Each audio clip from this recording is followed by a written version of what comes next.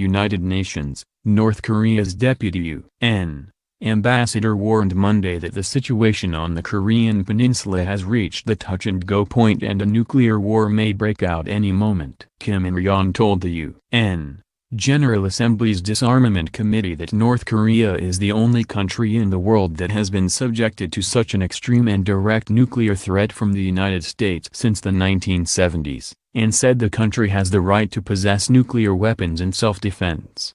He pointed to large-scale military exercises every year using nuclear assets and said what is more dangerous is what he called the U.S. plan to stage a secret operation aimed at the removal of our supreme leadership. This year, Kim said, North Korea completed its state nuclear force and thus became the full-fledged nuclear power which possesses the delivery means of various ranges, including the atomic bomb, H-bomb and intercontinental ballistic rockets. The entire U.S. mainland is within our firing range and if the U.S. dares to invade our sacred territory even an inch it will not escape our severe punishment in any part of the globe, he warned. Kim's speech follows escalating threats between North Korea and the United States, and increasingly tough UN sanctions. Russian President Vladimir Putin said Monday that his country is curtailing economic, scientific and other ties with North Korea in line with UN sanctions, and the European Union announced new sanctions on Pyongyang for developing nuclear weapons and ballistic missiles. U.S.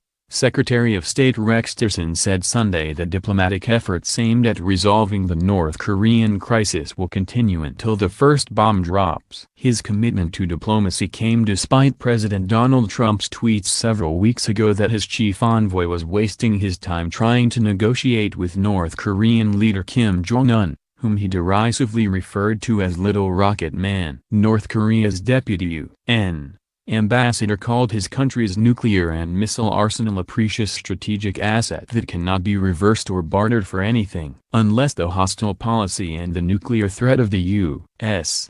is thoroughly eradicated, we will never put our nuclear weapons and ballistic rockets on the negotiating table under any circumstances, Kim said. He told the Disarmament Committee that the Democratic People's Republic of Korea, North Korea's official name, had hoped for a nuclear-free world.